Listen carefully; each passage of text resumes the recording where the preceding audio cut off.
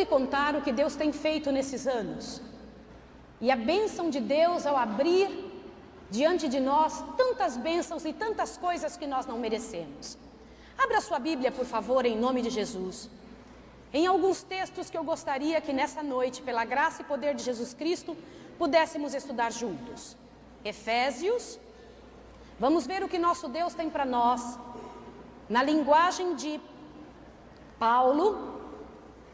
A voz é de Deus e a linguagem é de Paulo no livro de Efésios. Por favor, observe o que Deus tem no capítulo 1. Efésios capítulo 1. É uma mensagem direta, poderosa, verdadeira, cheia de tantos detalhes importantes para nos fazer entender por que estamos aqui.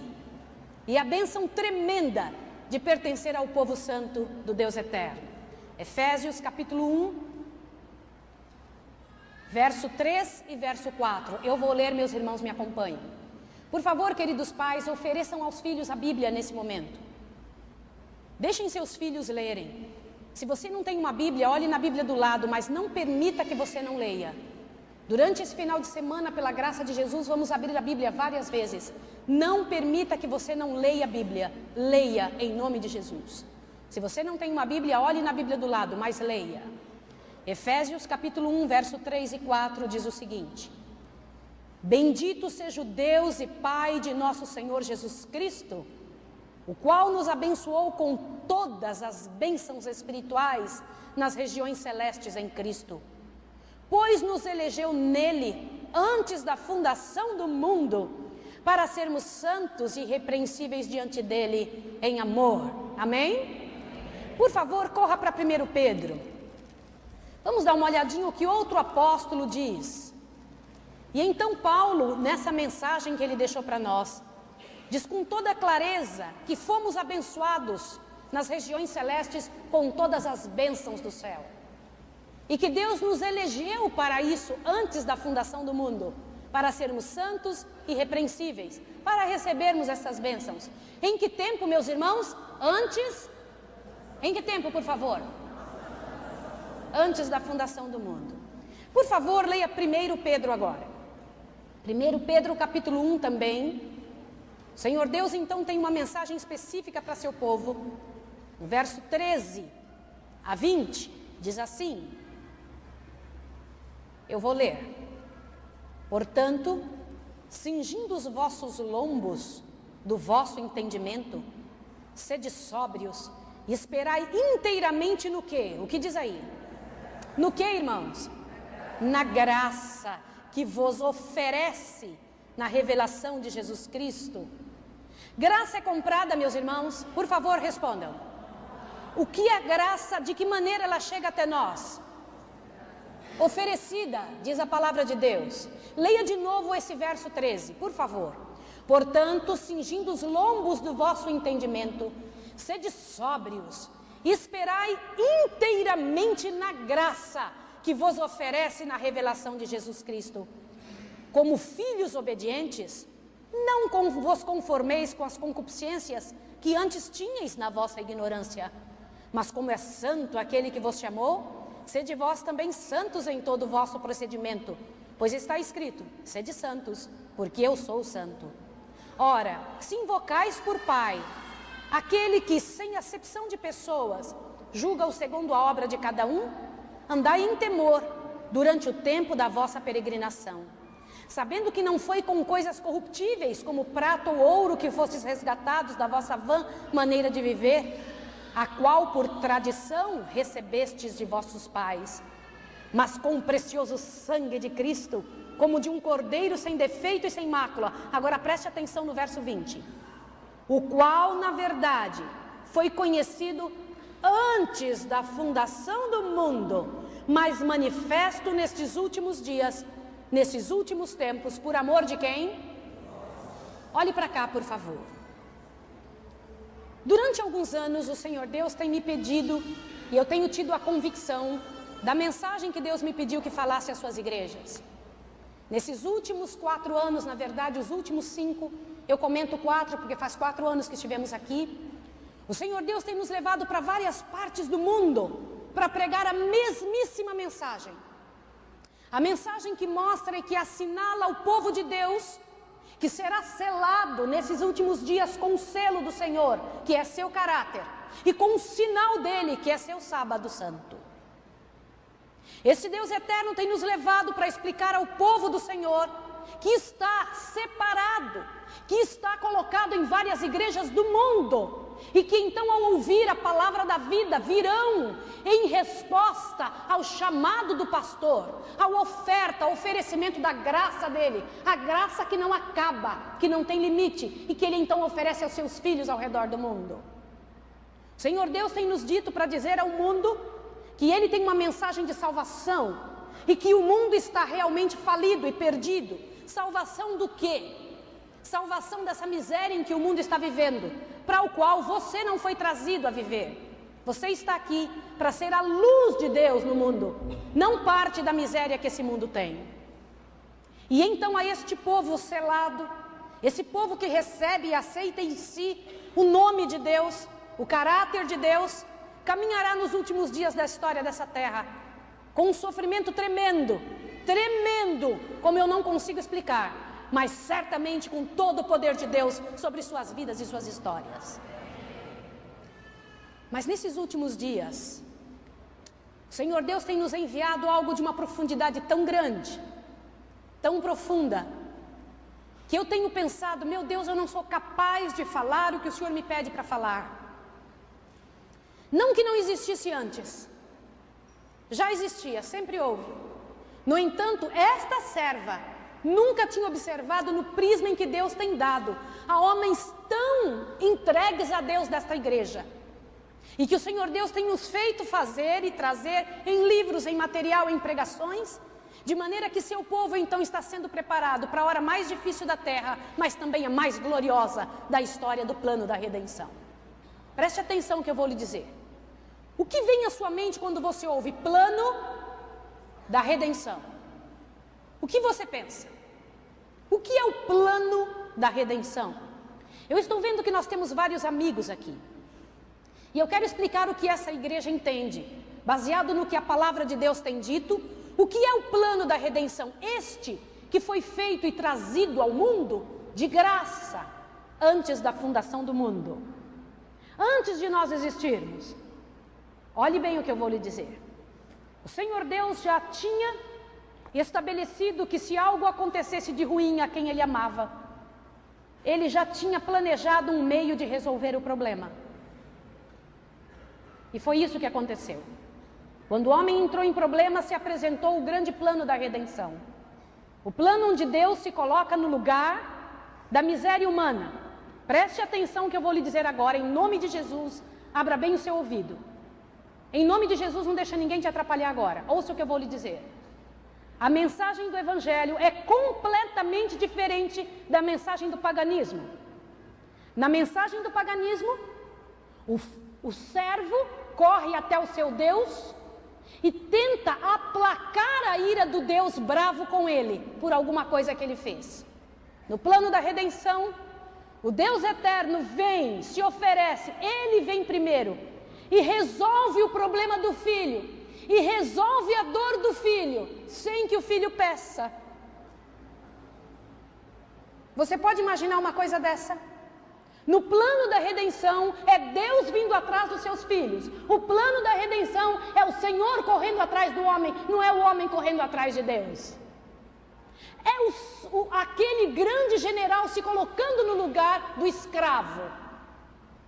Entende? É o rei se colocando no lugar do súdito. É assim. E eu tenho me impressionado tremendamente de como é diferente o plano de Deus do plano do paganismo, feito antes da fundação do mundo. Quantos de nós existíamos antes da fundação do mundo? Responda. Responda, queridos. É tão fácil responder isso. Nenhum. Não havia uma só pessoa. Deus não nos consultou quando Ele quis resolver nosso problema. Ele não perguntou se queríamos ou se precisávamos. Ele resolveu. É como a cura, a descoberta do remédio antes da doença aparecer. Você entendeu o que eu disse?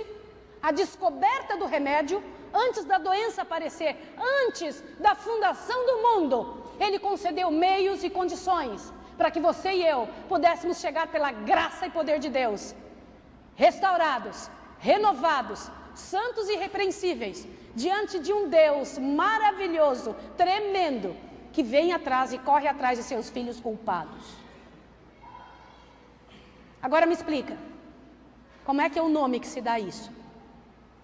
De que maneira? Eu vou te mostrar o que tem comovido o nosso coração. E o que tem comovido o coração de uma série de pessoas. O que tem trazido pessoas a pensarem tremendamente no que fazer de suas vidas. Em igrejas onde eu tenho chegado, pessoas têm me dito o seguinte: Maísa, eu sinto nossa igreja fria. Eu percebo que parece que nós não temos mais a vivacidade que tínhamos no início. Há alguma coisa acontecendo nos bastidores que não me deixa ser verdadeiro cristão. Quantos de vocês já ouviram dizer que a igreja está fria? Levanta a mão, por favor. Nossa, parece que todas as pessoas. Você sabe que eu tenho me preocupado com isso? E tenho tentado entender por que pensamos assim. Por que alguns têm coragem de dizer: bendize a minha alma ao Senhor, toda a terra esteja cheia da sua glória, e outros dizem: a igreja está fria. Por quê? O que tem acontecido conosco? É bem verdade que acontecimentos terríveis, como estes que vocês presenciam e eu também, todo o tempo, como por exemplo, como pode um pai e a madrasta de um menino enterrar a criança, dar uma injeção letal no pobrezinho, e então tentarem sair impunes dessa situação? Como pode alguém que tem um intercurso com uma pessoa e tem um filho dessa pessoa, mandar matar e cortar os pedaços, dar uma parte para os cães e outro tanto mandar soterrar com cimento? Como pode uma pessoa no planeta, na terra em que estamos vivendo, a mesma terra na qual a graça de Deus abunda, presta atenção que eu vou lhe dizer, como pode uma pessoa cortar o bracinho de uma criança e depois, quando é entrevistada, ter a coragem de dizer: eu cortei o braço da criança porque eu estava brava com a mãe da criança? Num tempo em que filhos estão matando os pais e os pais matando os filhos, onde nós estamos de uma forma terrível, vivendo com medo, eu te pergunto, por que num tempo desse tem pessoas que se sentem frios e com uma igreja fria? Por que num tempo desse tem pessoas que dizem: eu quero morrer pelo que eu acredito? Eu preciso perguntar para você, qual das duas situações é a sua? Você daria a vida pelo que você acredita? Você morreria pelo que você crê? Você daria a vida pelo que está vivendo? Sim ou não? Eu tenho essa pergunta direta para você e em nome de Jesus eu conclamo que você responda. Você que está sentado nesse banco, que foi trazido pelo Espírito de Deus nesta noite de sábado, daria a vida pelo que você crê? Ouça o que eu vou lhe dizer: Satanás vai dar a vida pelo que ele crê. Jesus deu a vida pelo que ele acreditava. E no final, todos que subirem naquela nuvem terão que ter dado a vida pelo que acreditam.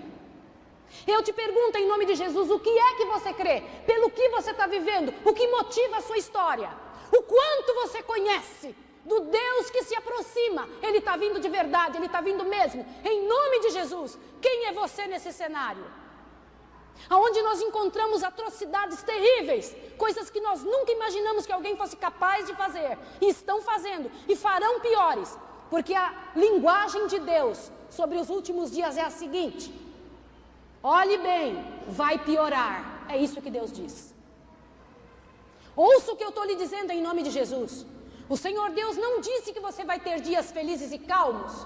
Ele disse que promete que lá dentro do seu coração Ele te daria paz como de um rio, mas por fora você passaria tremendas dificuldades. Eu te pergunto em nome de Jesus, quem é você no cenário dos últimos dias da história da Terra? Pelo que você tem dado a sua vida? Você pode comprovar que na altura do campeonato, estes acontecimentos, todos que estão acontecendo no planeta Terra, te movem para fazer o quê? Mas eu preciso te contar uma coisa. Estes sinais, as desgraças do mundo, me provam que quem está voltando? Responda. Mas não é esse motivo pelo qual eu doei minha vida para a mensagem dessa igreja. Eu vou repetir. Não é o motivo da volta de Jesus pelo qual eu doei a minha vida para esta igreja. Antes de prosseguir, eu preciso lhe explicar uma coisa. Irmãos, esta serva que está pregando para vocês tem certeza absoluta que Jesus Cristo, Filho de Deus, vai voltar na minha geração. Eu não tenho uma gota de dúvida. E não tente me tirar essa esperança tremenda que me movimenta todos os dias e que faz ferver dentro do meu coração a graça de Jesus. Eu tenho certeza que Jesus volta, mas não é por esse motivo que resolvi doar minha vida para a mensagem do Evangelho confiada a essa igreja. Não é por isso que fechamos todas as portas de qualquer situação em nossa casa para servir a mensagem dessa igreja. Eu tenho outro motivo. Meu motivo e o motivo do meu marido foi um acontecimento. Não só de agora, mas que me move há muito tempo atrás. Se você pensou no horror do Calvário, também não foi isso. Porque a morte de Jesus Cristo no Calvário, para mim, foi só o momento da aliança que Jesus colocou no meu dedo, de algo que Ele já tinha feito por mim antes da fundação do mundo. Quando Jesus subiu naquela cruz do Calvário, irmãos, Ele não estava fazendo somente o ato de morrer. Jesus estava selando o seu compromisso feito antes da fundação do mundo. Jesus estava mostrando que aquilo que Ele começou antes de que eu nascesse, aquilo que Ele fez antes de qualquer ser humano existir, culpado ou inocente, tome um susto que eu vou lhe dizer, culpado ou inocente. Nós temos pessoas no universo inocentes, sim ou não? Sim ou não, queridos? Não estão nessa terra, mas temos. Agora se assuste. O mesmo amor que moveu Adão a viver 930 anos e fugir do meio das pessoas e ir para as montanhas. Você sabia que Adão não terminou sua vida no meio de seus filhos? Ele foi para as montanhas? Por quê? E a linguagem que é usada sobre Adão diz que ele era movido por um amor. Que amor era esse? Que moveu Noé a dar tudo o que tinha, Jefinho, tudo que ele possuía, e pregar durante 120 anos. Eu vim aqui, mostrei que estou pregando há 4 anos, Jefinho. Esse homem pregou há 120 anos. Ele começou com 500. E Deus chegou e falou assim para ele, ó, Noé, constrói um negócio chamado arca. Você sabe por que aquele navio era chamado de arca, filha? Porque nem existia navio, ninguém nunca tinha visto navio e deram o nome de arca e ficou arca mesmo. Mas aquilo era um navio. E quer que eu te conte uma coisa? O pobre do Noé teve que pregar durante 120 anos que ia cair do céu um negócio chamado chuva. Ninguém nunca tinha visto uma gota de chuva cair do céu. Até então, a água vinha de baixo para cima e regava a terra. Imagine que terrível um homem ter que construir uma tal de arca, madeira após madeira, no modelo que Deus ensinou, e agora preste atenção, pregando uma mensagem dessa maluca. Chamavam ele de maluco, de doido e fanático. Sabe por quê? Abra seu ouvido agora. Você está pronto para ouvir o que eu vou te dizer? Deus mandou Noé construir a arca.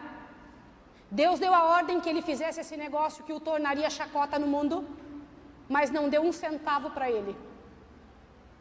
Com que dinheiro ele fez a arca? Responda. Responda. O dele. Ele usou os recursos dele, por quê? Ele pagou pelo que ele acreditava. Ele era um dos que davam a vida pelo que acreditavam. Ele acreditava tanto que ele, imagina ele chegar, olhe bem, Sueli, imagina ele chegando e falando assim para a mulher dele, deve ser muito difícil ser esposa de Noé. Querida, nós agora vamos entregar mais ainda, porque eu tenho que terminar a tal da arca. E daqui uns dias ele vira e faz o seguinte, mulher, nós não vamos mais morar na nossa casa, vamos morar dentro da arca. Veja que Deus tinha falado com Noé, não com a família dele. Que homem ele tinha que ser para ser seguido? Eu te pergunto, você crê mesmo no que você fala?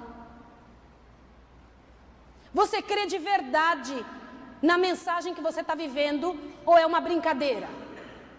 É real mesmo. A verdade dessa igreja dentro do seu coração para Noé era. E ele provou isso, dando tudo que tinha. Entregou tudo que ele possuía. Lembre-se do tal do hino.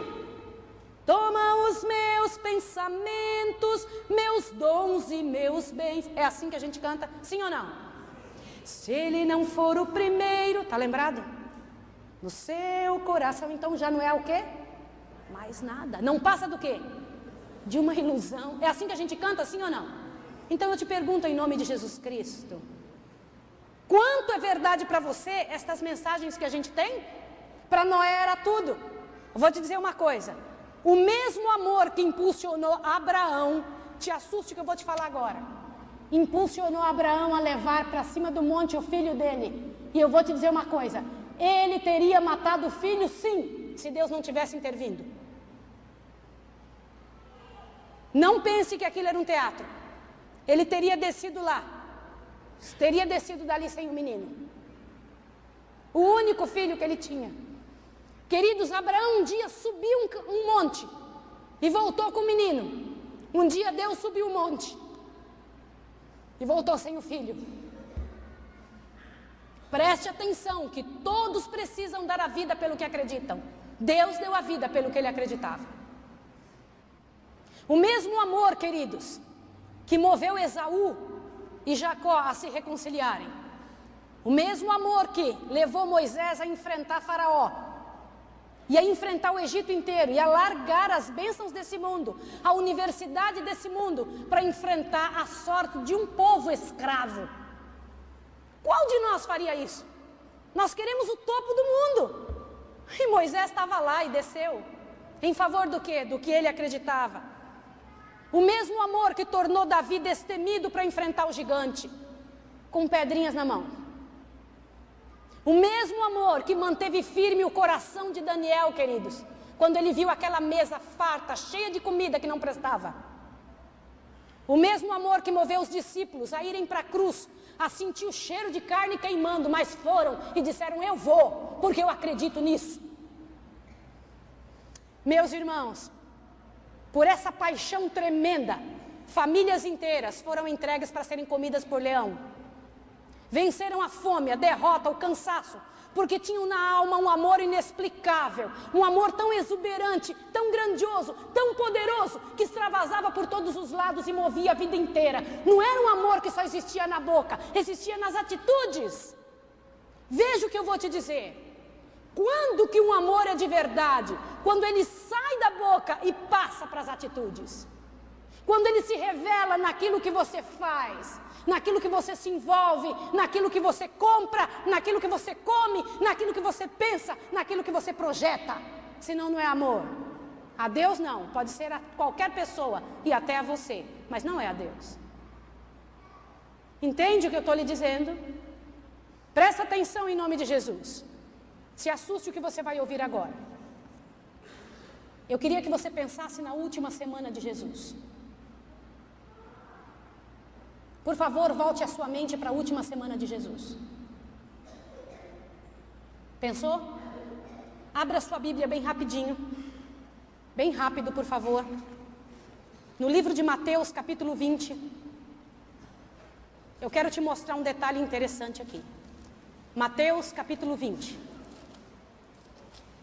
Por favor, enquanto você vira as páginas da Bíblia, clame a Deus para você entender o que você vai ler. Por favor, faça isso.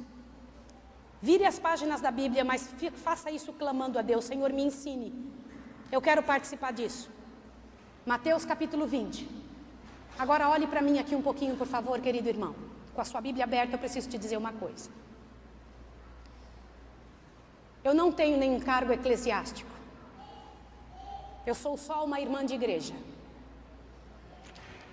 Eu me sento como você nos bancos para ouvir as mensagens poderosas, tremendas, que saem do púlpito das igrejas onde eu tenho ido, onde o Senhor tem me levado. Algumas vezes o Senhor me coloca atrás do púlpito também. Mas eu nasci nessa igreja, eu tenho 50 anos de adventismo. Nunca saí dessa igreja, louvado seja o nome do Senhor.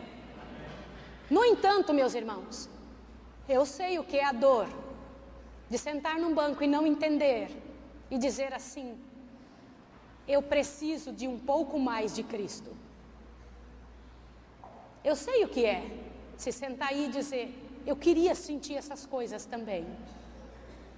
Ler na palavra de Deus e dizer, essa experiência eu queria ter.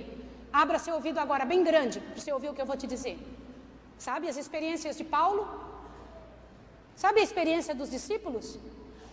A de Noé, de Isaac e de Jacó. As tremendas experiências de José no Egito. E a salvação que o Senhor Deus trouxe através da boca e vida de Daniel. Todas são histórias lindas, mas você não vai para o céu com elas. Com essas experiências, não. Você só vai para o céu com a experiência que você tiver com Deus. Qual é a experiência que você tem com Deus? Por favor, em nome de Jesus, você pode dar testemunho da sua fé hoje à noite e dizer, por esta mensagem eu morro porque eu conheço Deus. Em nome de Jesus Cristo, preste atenção no que eu estou tentando te dizer. E por que isso é importante entender? Alguém de vocês já ouviu falar de Harriet Tubman? Harriet Tubman, um nome inglês de uma negra africana, escrava. Por que ela me interessa? Eu sou descendente de escravos. Minha ascendência teve vários escravos aí. E tudo o que aconteceu com eles me chama atenção. E eu quero, pela graça de Deus, ainda nesse final de semana, se Deus nos deixar e permitir, pregar por que Satanás perseguiu algumas etnias. Qual é a intenção de Deus em correr atrás dos negros e tentar matá-los? Abra seu ouvido. Satanás só machuca o que ele teme. Também ele corre atrás das crianças e das pessoas de mais idade. Por quê? Mas isso é outro assunto. Então abra bem seu ouvido em nome de Jesus. Preste atenção na minha pergunta. Querido irmão, querida irmã que está aí sentado, você só vai para o céu com a experiência que você tiver com Deus. Qual é a sua experiência com Deus do universo? Eu não estou falando da história de Paulo, não estou falando da mensagem que tantos outros tremendos cristãos deixaram. Eu estou falando da sua e da minha. Você enfrentaria o mundo, os últimos acontecimentos da terra com o que você sente? Preste atenção como foi a última semana de Jesus. Um acontecimento me chamou muita atenção. Olhe para cá, por favor, em nome de Jesus Cristo, que eu preciso te explicar uma coisa. Se você quiser conhecer uma pessoa, saber como ela pensa mesmo, veja essa pessoa como ela está vivendo no último tempo de sua vida. Em que tempo estamos vivendo, irmãos? Tempo do quê? Fim do quê? Fim do quê, queridos? Não é do mundo, o mundo nunca vai acabar. Deus disse que Ele vai renovar este mundo, que Ele vai refazer e vai renovar, e depois de 1000 anos nós vamos vir e morar aqui. O mundo não vai acabar. É fim do quê, queridos? Do pecado. E o mundo, por estar vivendo no fim do pecado, você está vivendo nessa época. Por quê? Você acha que você está aqui por acaso? De jeito nenhum. Qual é a intenção de Deus em te trazer para esta hora? Para você ser expectante? E o incrível, queridos, alguns de nós pensamos que devemos ser convencidos a sermos salvos. Convencidos a viver bem, convencidos a fazer o certo. Olha a nossa situação. Eu te pergunto, qual é a experiência que você tem com Deus eterno, o qual te moveu a vir aqui nessa noite? Olha a experiência de Jesus, como foi a última semana dele. Por favor, Mateus capítulo 20, verso 17. Mateus capítulo 20, verso 17. Por favor, que ninguém converse agora, só leia, por favor, em nome de Jesus. Diz assim: quando estavam para subir a Jerusalém, ele chamou à parte os 12 discípulos, e enquanto caminhavam lhe disse: vamos a Jerusalém, e o Filho do Homem será entregue aos principais sacerdotes e aos escribas. Eles o condenarão à morte e o entregarão aos gentios para ser escarnecido, açoitado e crucificado. Mas no terceiro dia ele ressurgirá. Agora preste atenção. Vá na sua Bíblia, por favor, em Marcos capítulo 10. Próximo livro da Bíblia é Marcos. Marcos capítulo 10 traz de novo um relato sobre esse momento, mas traz um detalhe diferente. Marcos capítulo 10, por favor. Antes de ler, olhe para mim que eu preciso te explicar o que você acabou de ler. Olhe para cá, por favor. Lá em Mateus 20, Jesus estava indo para Jerusalém com os discípulos e contou a eles o que ia acontecer com ele. Ele disse: o Filho do Homem será entregue para ser açoitado, machucado, e vão matá-lo. E vai ser entregue e machucado pelos fariseus. Foi isso ou não foi? Sim ou não? E tudo isso vai acontecer, mas no terceiro dia, o Filho do Homem... Agora, você sabe de onde Jesus estava vindo? Você sabe para onde ele estava indo? Para Jerusalém. Mas de onde ele estava vindo? Olha para cá. Jesus estava saindo de Jericó, indo para Jerusalém. Nunca mais Jesus voltou a Jericó. Você acha que Jesus sabia que estava saindo a última vez de Jericó? Sim ou não? Sim ou não? Sim. Como você reagiria se você soubesse que é a última vez que alguma coisa está acontecendo com você? Você acha que Jesus tinha alguma dúvida que ele ia ser morto? Responda. Ele disse: vamos a Jerusalém para quê? Que ele disse: para pregar o evangelho, para converter pessoas. É para isso que ele estava indo? Era para quê? Olha a minha pergunta para você em nome de Jesus. Jesus foi pego de surpresa? Agora veja o que aconteceu, um detalhe que Marcos traz sobre esse assunto, que vai abrir nossa mente para uma situação. Marcos 10, 32. 32, por favor, observe aqui. Estavam a caminho, subindo para Jerusalém, e Jesus ia diante deles. E eles se maravilhavam e seguiram-no atemorizados. Tornando a tornar consigo os 12, começou a dizer-lhe as coisas que lhe deviam sobrevir, dizendo: estamos subindo a Jerusalém, e o Filho do Homem será entregue aos principais sacerdotes, aos escribas. Condená-lo-ão à morte e os entregarão aos gentios, que escarnecerão dele, açoitarão, cuspirão nele e o matarão. Mas ao terceiro dia, ele... Agora olhe para mim, por favor. Preste bem atenção que eu vou lhe contar agora.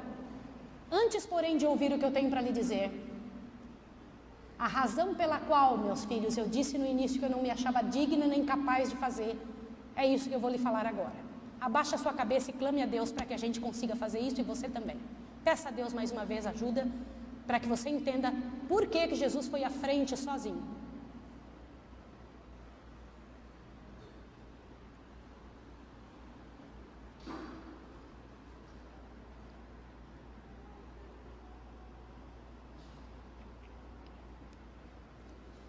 Amado Pai Celestial, mais uma vez nós, como teus filhos aqui nesta igreja, a tua amada igreja, clamamos a Ti a bênção do Teu Santo Espírito para abrir a nossa mente e nos fazer entender, e se possível até ver esse momento, Senhor, e o que estava por trás dessa cena. Senhor, em nome de Jesus, nos ajude a ter um foco e um alvo ao terminar essa pregação nessa noite. E que possamos enxergar além desta vida e perceber, Senhor, aonde entramos nisso tudo, em nome do Senhor Jesus. Amém, Senhor. Observe a última semana de Jesus. O cenário e os atores estão prontos. Tudo está pronto para este drama da sexta-feira acontecer.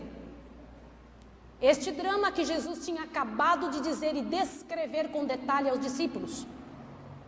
Você sabia que cravos de 15 centímetros já estavam prontos em alguma caixa qualquer? Você sabia também que uma viga, retirada de alguma madeira, de uma árvore que havia crescido para este propósito, uma viga estava prontinha num canto qualquer, esperando crucificar o Filho de Deus? Havia também galhos com espinhos, espinhos grossos e grandes, esperando a mão de um soldado para transformar aquilo numa coroa de espinhos. Os atores aproximam-se do palco. Pilatos preocupa-se com a quantidade de gente que chega à cidade para a Páscoa dos judeus. Os fariseus, Anás e Caifás, os sacerdotes, se preocupam com um tal de Nazareno. Ele vai vir para Jerusalém. Já há rumores que ele está chegando aqui. Judas contempla o seu mestre e pensa como ele é fraco. Um centurião ronda o local das crucifixões e pensa, está tudo pronto para as próximas crucifixões, sem saber que ele estaria envolvido na crucifixão de Jesus Cristo. Atores e cenário, irmãos. Só que não existe peça a ser encenada. Trata-se de um plano divino. Você ouviu o que eu disse? Trata-se do quê? De um plano divino. Um plano que começou muito antes de Adão receber o sopro divino. E nesse momento o céu inteirinho observa de lá de cima. Nenhuma respiração. Todos observam a última semana de Jesus. E Jesus ia à frente em silêncio, pensando no que certamente iria lhe acontecer. Não era uma probabilidade, era certeza. É a primeira vez na vida que Jesus ia à frente. Nunca ele tinha andado com os discípulos atrás de si. E Jesus foi à frente pensando. Todos os olhos do universo estão fixos na figura amada de Jesus Cristo Nazareno. Trajes comuns, mas recebendo a atenção especial de uma multidão de pessoas. Partindo de Jericó e caminhando para Jerusalém. Não conversa, não para, segue sua jornada. E essa jornada era a jornada final. Você está ouvindo o que eu estou lhe dizendo? Jesus saiu de Jericó para uma jornada final. Você está entendendo o que você acabou de ouvir? Jesus não estava pensando que ele voltaria. Jesus tinha certeza que ele estava indo para morrer. Você tem ideia como foi isso para Deus? Sabe, por anos, irmã, eu tive a ilusão de pensar que o dia da volta de Jesus vai ser de alegria para todos. Não vai ser, irmã. Nós vamos levantar a cabeça e vamos dizer, este é o nosso Deus a quem aguardávamos e Ele nos salvará. Na sua salvação exultemos e alegremos. Agora imagine o coração de Deus para deixar um monte de filhos aqui que não vão querer ir com Ele. Você tem ideia do que eu estou lhe dizendo? Você acha que Jesus tinha alguma raiva das pessoas que seguraram sua mão na cruz do Calvário? Que prenderam e bateram com um martelo aqueles cravos de 15 centímetros. Jesus tinha raiva deles. Quem eram aquelas pessoas? E eu vou te dizer uma coisa, para bem ser ouvido. Não foi os soldados que seguraram a mão de Jesus no madeiro. Foi Deus. Deus segurou a mão de Jesus ali porque me amava. E segurou firme e disse, faça. Porque eu tenho algo tremendo para fazer em prol disso. Faça. E eu vou te dizer uma coisa. Jesus perderia o filho dele, mas não perderia você. Deus perderia o filho dele, mas não perderia você. Ele tinha certeza absoluta do que estava fazendo. Completa, inteira, total. E ele estava indo em direção ao foco. Ele dizia, eu vou porque eu tenho um alvo. Qual era o alvo de Jesus? Jesus sabia que 2000 anos depois uma pregadora estaria pregando na igreja de Campo Grande essa mesma mensagem. Sabia que você sairia de casa para ouvir que naquele dia o Senhor queria que você estivesse junto. Vou te falar uma coisa. Como deve ter sido para este que amou primeiro? Quando uma pessoa ama primeiro, ela fica disposta a tudo para demonstrar seu amor à pessoa amada. Quem eram as pessoas amadas? Respondam, meus irmãos. Preguem comigo essa noite e responda com a sua boca. Quem eram as pessoas amadas? Eram seus filhos, os quais eu estou implorando para você abrir a Bíblia na presença deles. Não permita que seus filhos não leiam a Bíblia na igreja. A razão pela qual Jesus saiu de Jericó e disse, eu vou sim, eu sei que eu vou morrer, vou ser açoitado, eu vou sofrer, eu vou por um amor que sangra, mas eu vou, porque ele via seus filhos. Olha bem o que eu vou lhe dizer, quando um homem sabe que seu fim se aproxima, só as coisas principais e essenciais vêm à tona. Você ouviu o que eu disse, meu filho? Quando um homem sabe que seu fim se aproxima, só as coisas essenciais vêm à tona. O fim deste mundo está se aproximando. O que é essencial na sua vida? O que é essencial na sua história? Presta atenção no que eu vou te dizer. Ele sabia que seu fim se aproximava e conhecia a finalidade da sexta-feira. Ouça o que eu vou te dizer. Jesus leu o último capítulo antes do livro ter sido escrito. Ouviu o coro cantando antes da música ter sido composta. Estava tudo pronto. Ele veio dar a vida. Ele disse com clareza: quem? Os principais sacerdotes. Diz o que? Vão me açoitar, cuspir e matar. E diz até quando? Ao terceiro dia eu vou ressurgir. Ele sabia tudo. Agora abre bem seu ouvido, por favor, olhe para cá em nome de Jesus Cristo. Não permita que qualquer coisa te atrapalhe, olhe para cá agora, presta atenção. Esqueça qualquer insinuação de que Jesus caiu numa armadilha. Você ouviu? Jesus não caiu numa armadilha, irmão querido.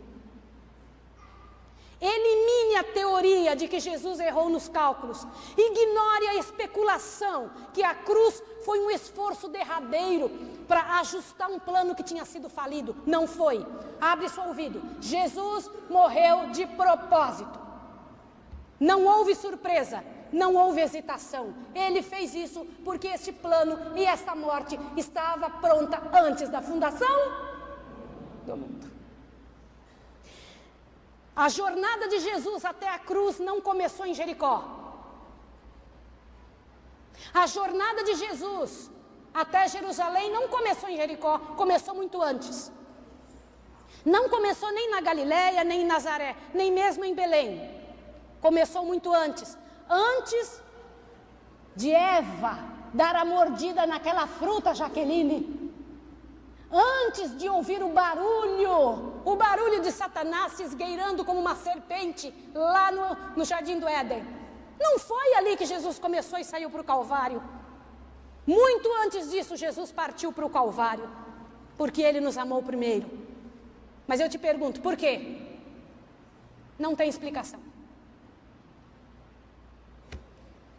Eu não consigo te explicar.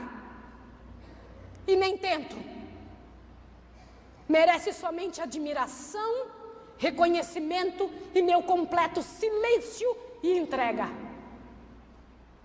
Já parou para pensar, querido pastor, queridos membros, queridos líderes da Igreja de Deus, por que alguns de nossa raça têm tanta tremenda admiração por Jesus?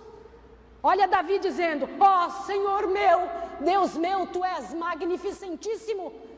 Por que alguém vai para os leões serem comidos? Por que as pessoas têm a coragem de subir numa estaca e morrerem queimados? Sabe por quê?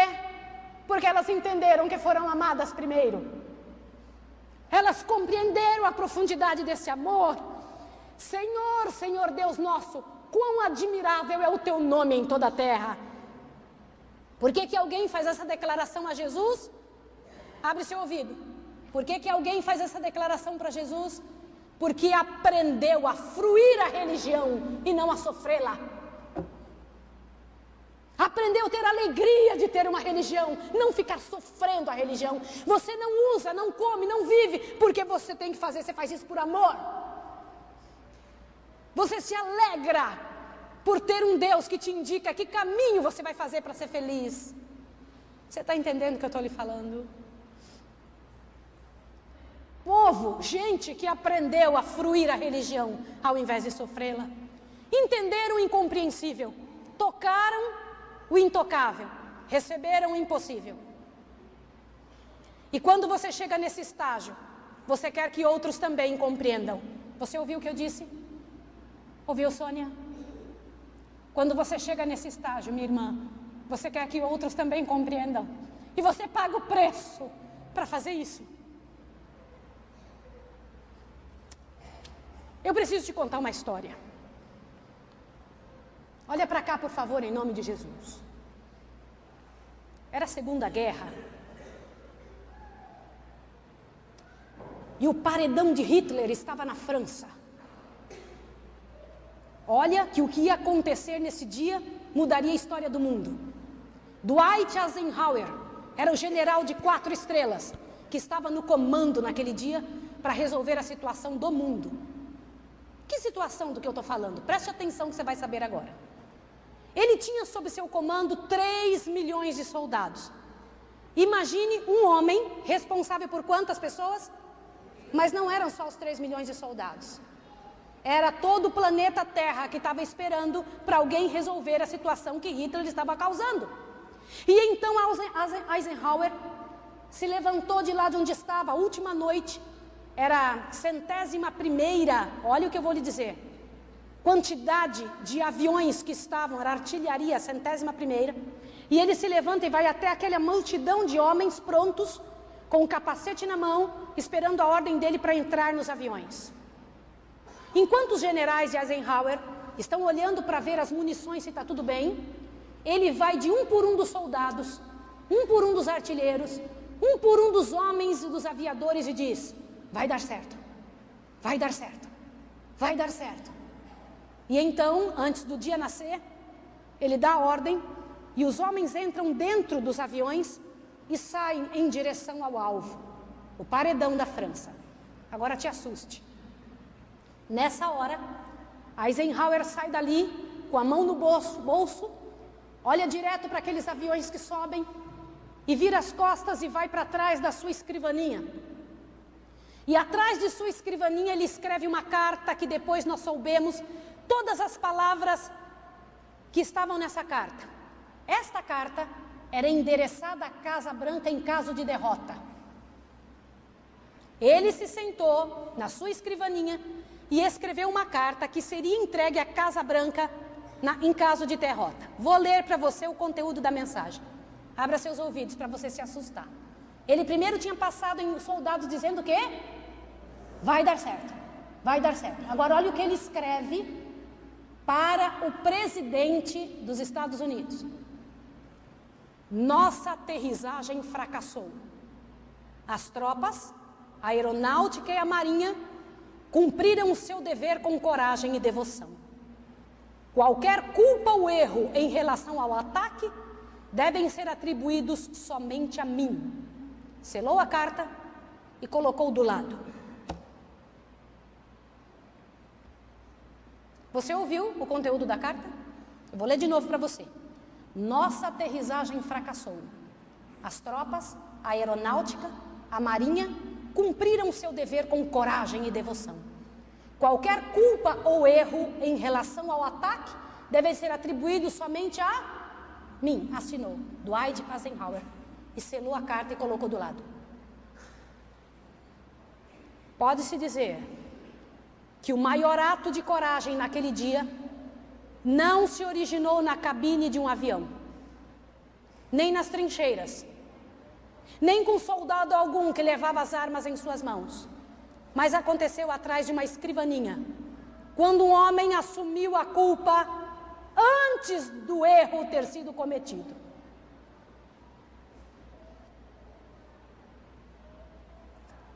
Quando o ocupante do cargo mais alto assumiu a responsabilidade no lugar dos subordinados.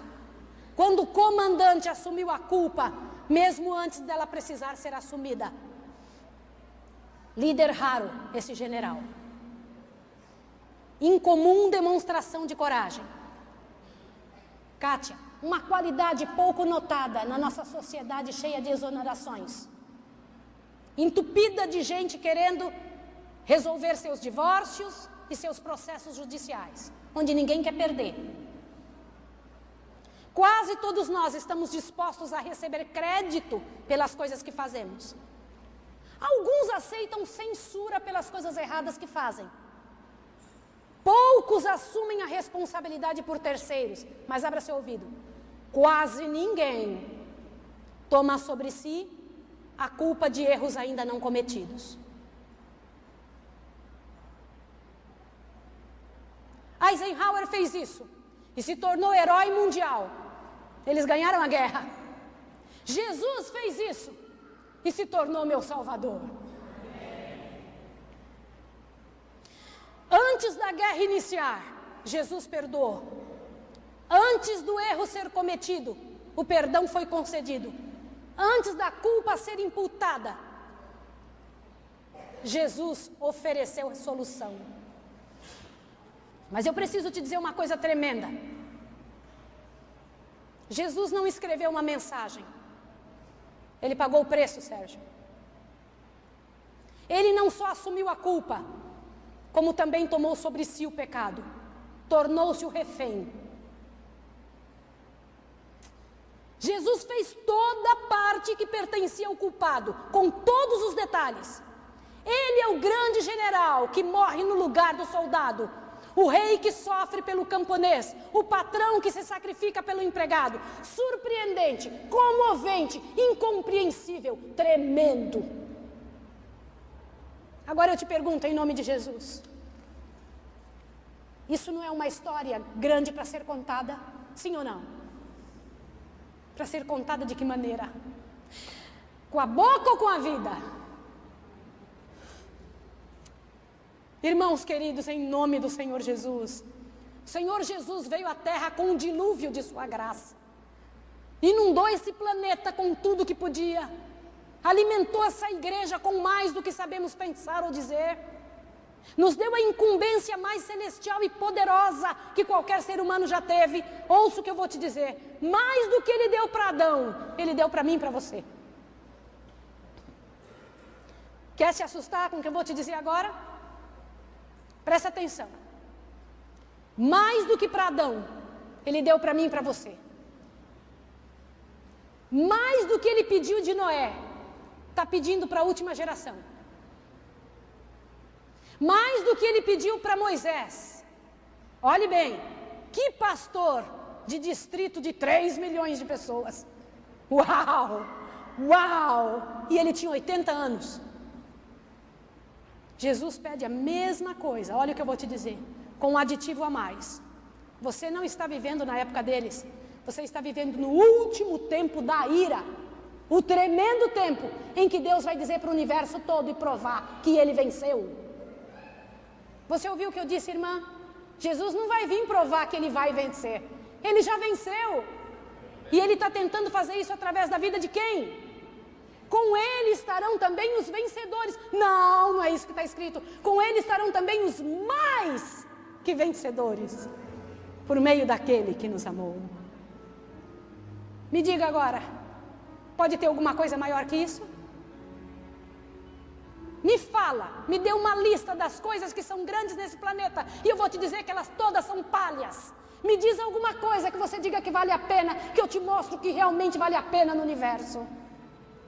Eu quero te dizer em nome de Jesus que você deve ter alguma coisa maior para encher sua vida, para mover sua história, para levantar de manhã cedo, para caminhar até a igreja, para abrir a tua lição de escola sabatina, para devorar a Bíblia, para engolir a verdade da salvação e sair dizendo para o mundo inteiro que você tem um Deus e que existe um Deus na sua vida. E que esse Deus usa a sua história como soberano que é, para o que Ele quiser.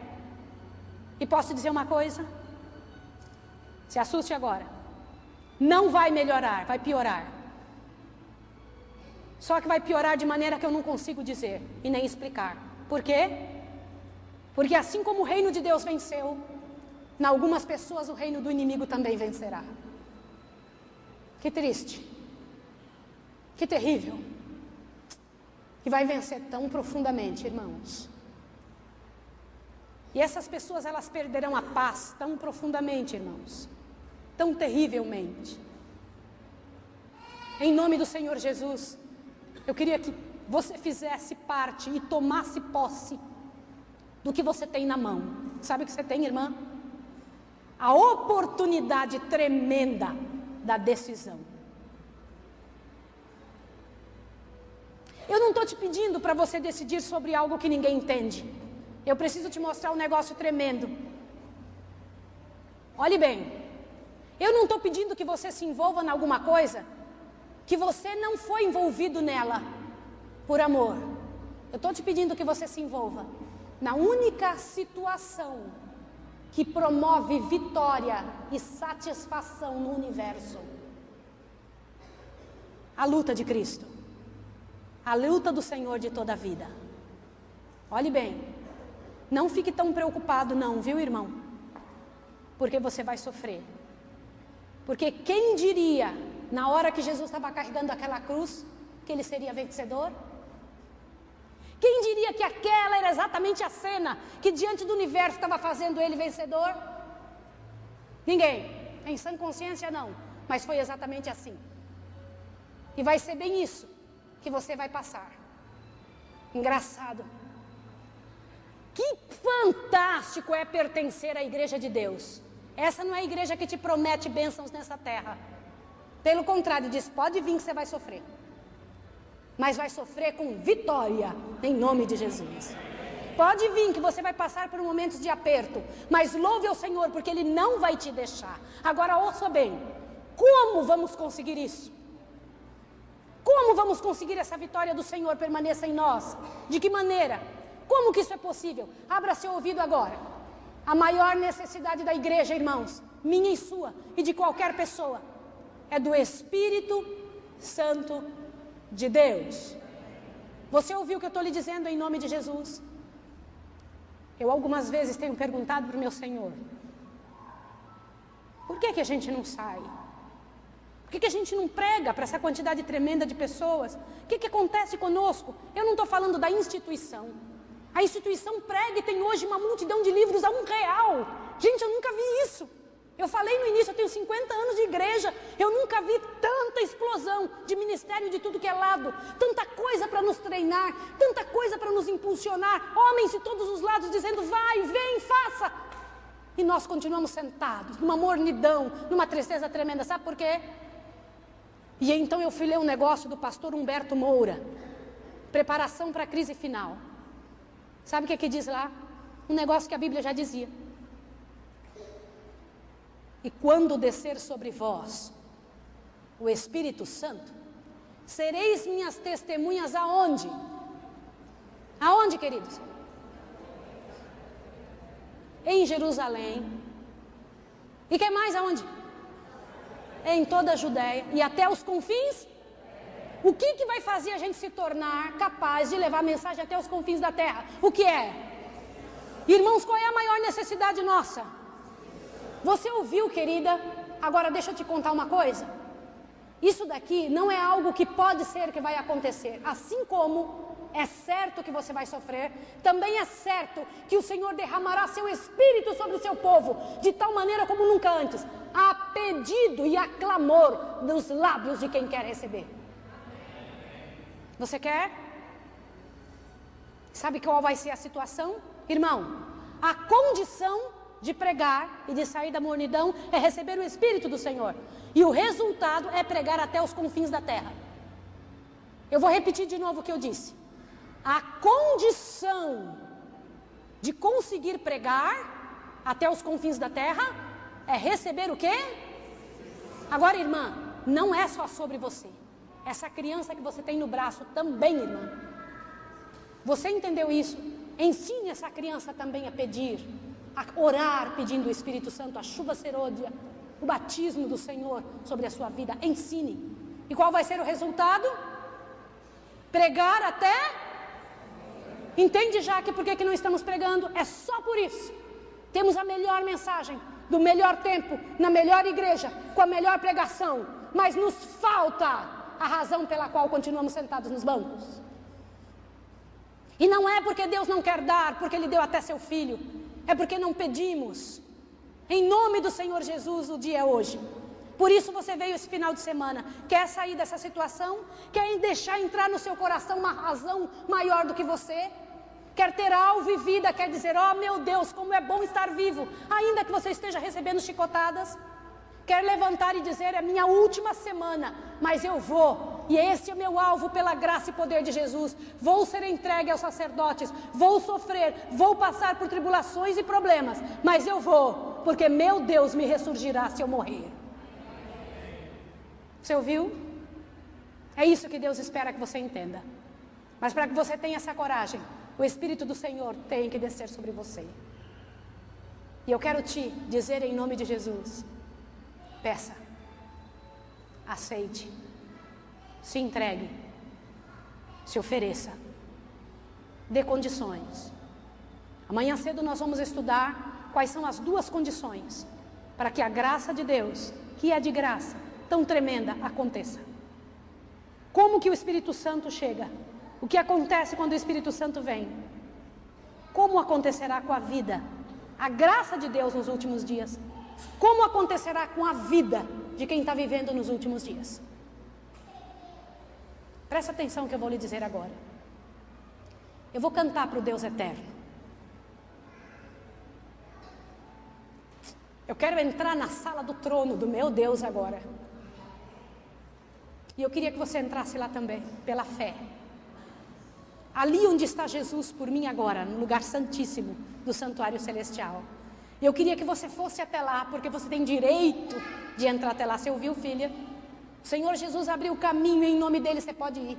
Você está ouvindo o que eu estou lhe dizendo, sim ou não? Eu quero que você vá, eu estou lhe implorando que vá. E sinta a alegria de chegar diante de Deus e pedir: Senhor, me dê força e coragem para enfrentar os últimos dias. Me ajude, Senhor, a chegar lá. Sabe por quê?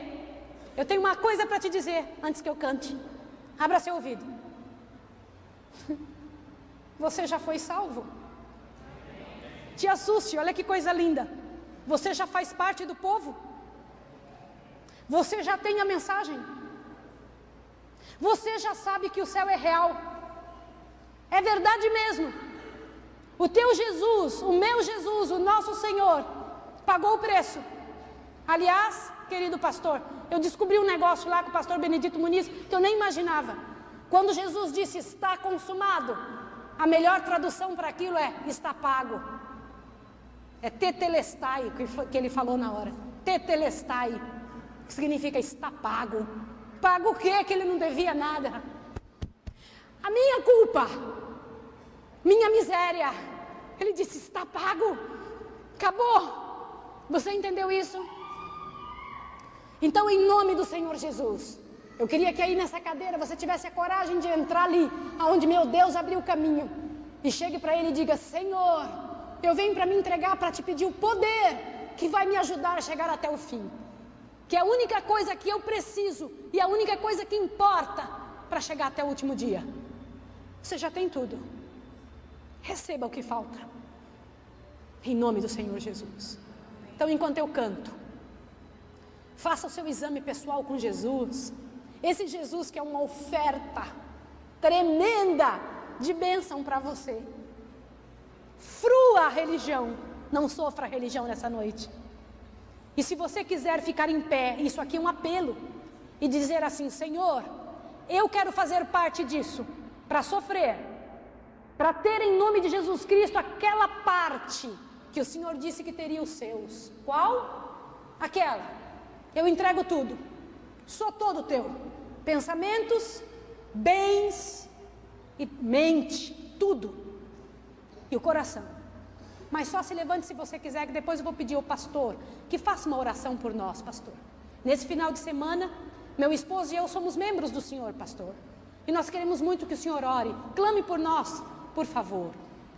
Eu acredito na igreja instituída, em homens que Deus trouxe para a igreja para nos ajudar a trabalhar e a seguir até o final da jornada, a última jornada. Lembre-se, você também está saindo de Jericó e pode ser que não volte mais.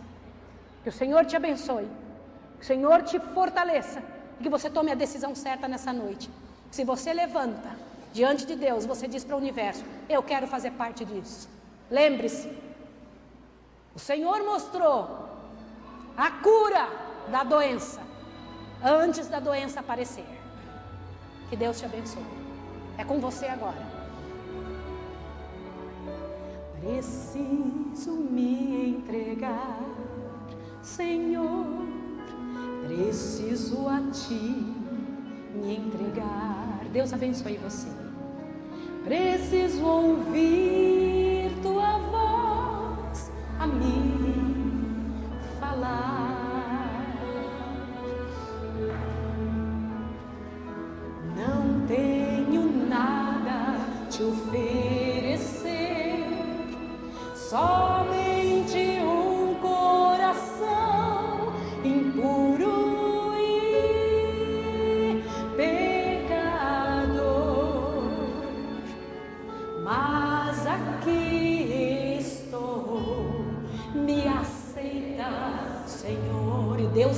limita você, mas não deixa você como está. Toma os meus pensamentos, meus dons e meus bens. É tudo, gente. Só vai valer a pena se for tudo. Toma o meu coração e tudo que ele tem.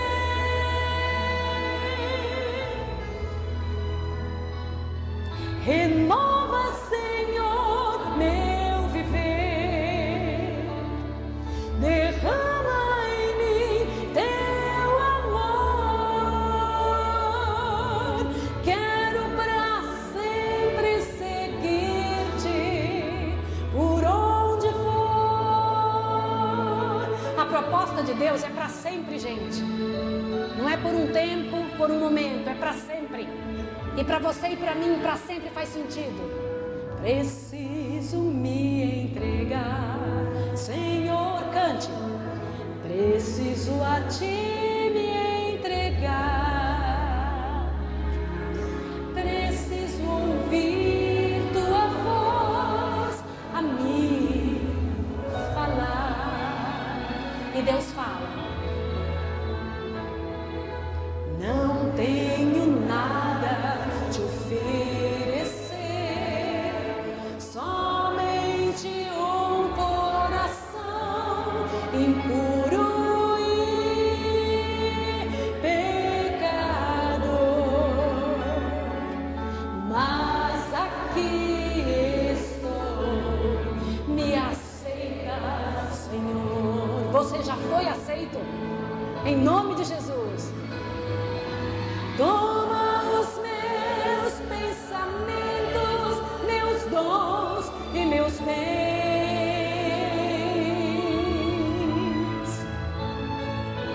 Toma o meu coração e tudo que ele tem.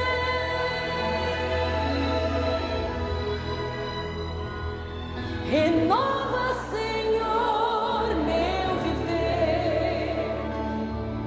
Derrama em mim teu amor. Por quanto tempo? Quero para sempre servir-te por onde for.